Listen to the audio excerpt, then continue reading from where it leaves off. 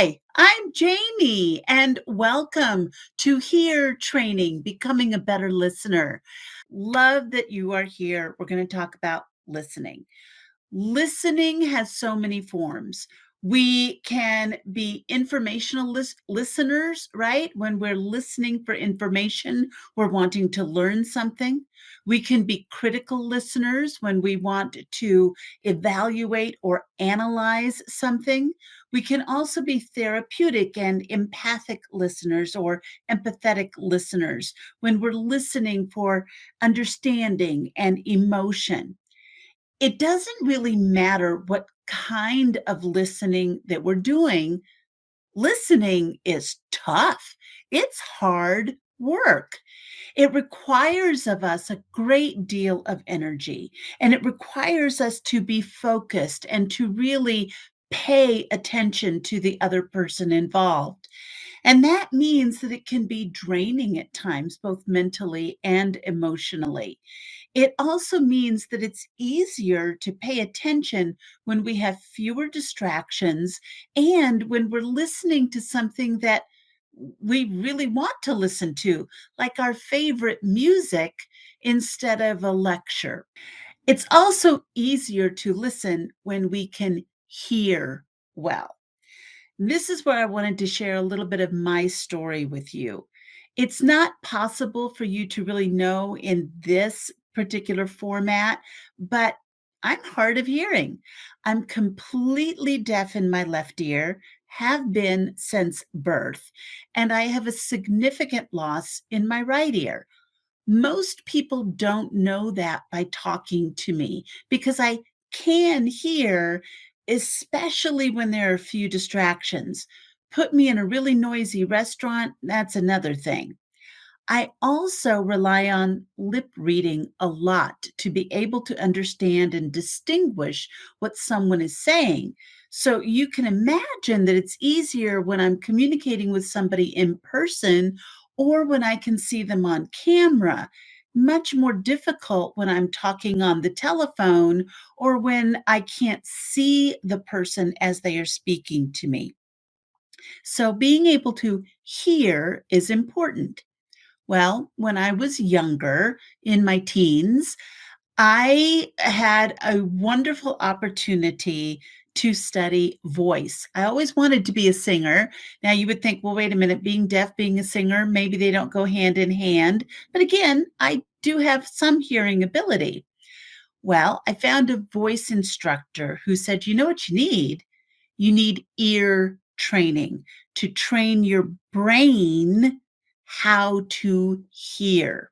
So, for those who are not familiar with ear training is distinguishing pitch, such as the difference between middle C and E, right? Distinguishing pitch.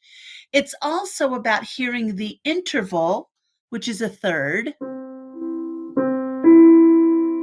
or to hear a whole chord, to hear a scale, and to hear the progression of chords. So, ear training is training the brain, not really the ear. The ear is mechanical, but it's training the brain to have a greater appreciation of the sound.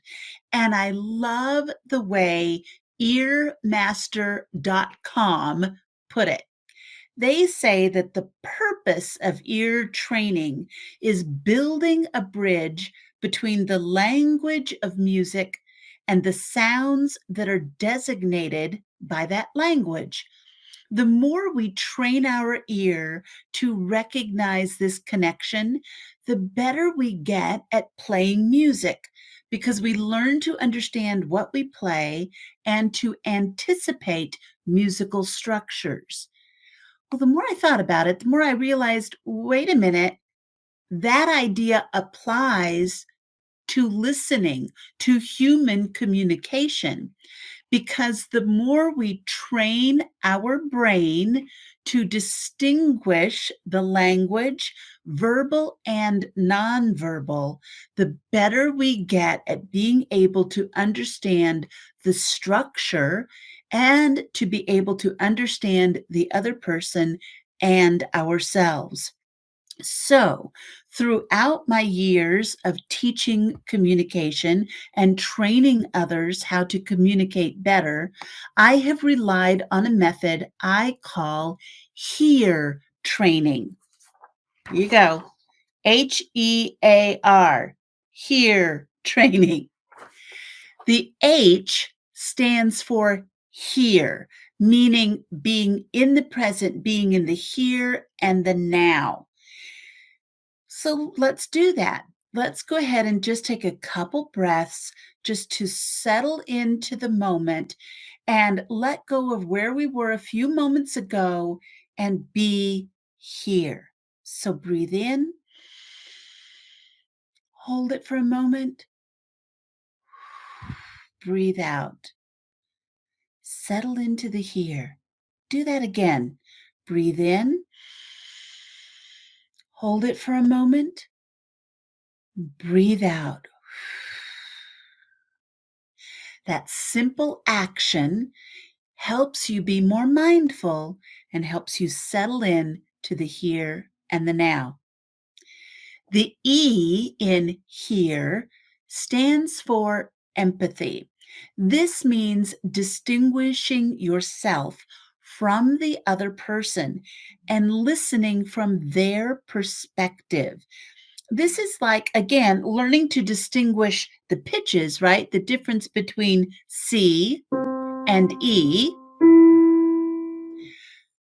Learning to distinguish yourself from other, because we have a tendency to filter everything through self as though everything is about us.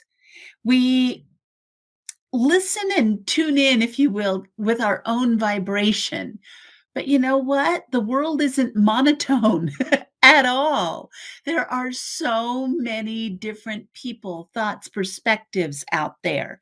And the better we become at distinguishing those differences, the better we become at understanding each other. So, empathy. The next letter is A, and that means attune. We want to attune to others.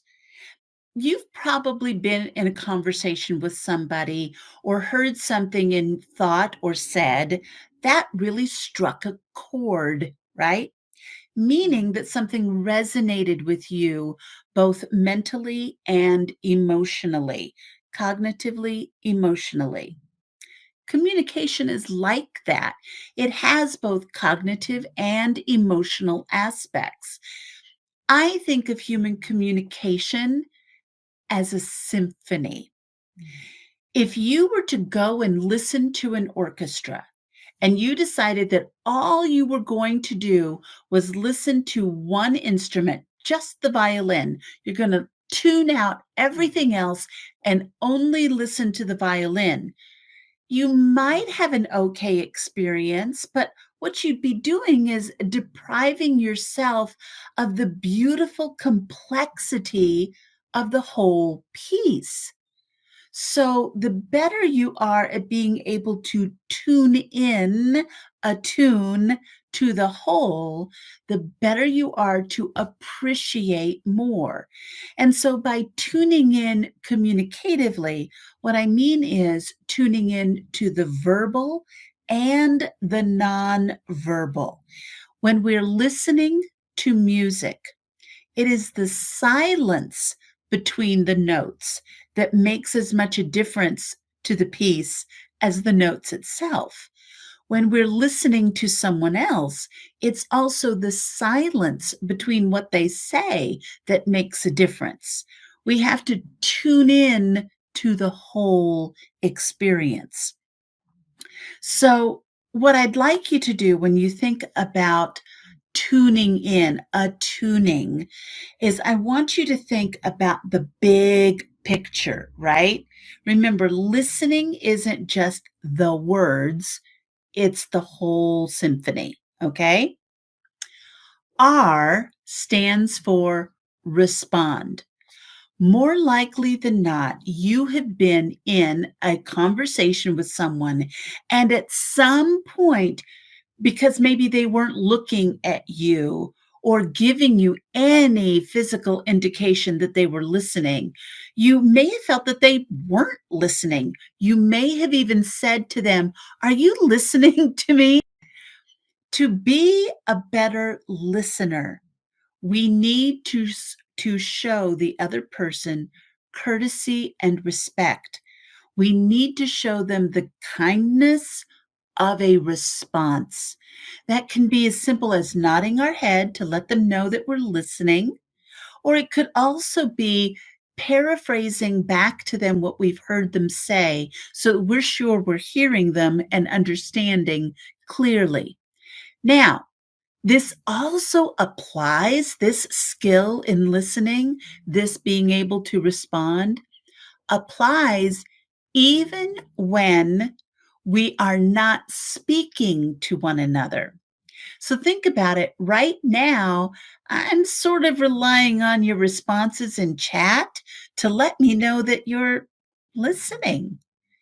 The same with a text message. Have you ever sent a text message and then not heard from the other person? And then you're wondering and wondering, and you keep texting, "Did you get my message? Are you there?" And finally they say, "Yeah, I'm here. I got your message." But you felt like, are they there? Are they listening? The response, the thumbs up, the okay, got it, something that lets you know they are actually really listening. Hear training, HEAR, be here, be empathic, be attuned, and be responsive. Okay?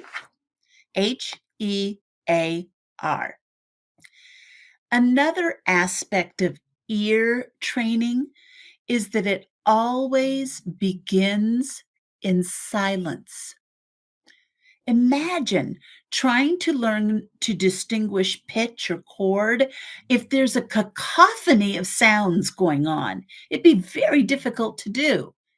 So, well, wait a minute. Isn't that what we do every day? We're always trying to tune in, even when there's all of this other noise going on. We try to listen when there are other voices vying for our attention. So, what we have to do is practice silence, get quiet. Here's my challenge to you: for 1 minute each day for the next week, 1 minute, I would like for you to go to the quietest spot you can find. Maybe that's outside somewhere. Maybe it's sitting in your car, or maybe it's sitting on the floor in your closet. I don't know. But the quietest place, the place that is as free from noise as you can possibly get. Set the timer on your phone for 1 minute and then listen to the silence. Inevitably, voices will creep into your head. Thoughts will come in, right? That's okay. That's normal.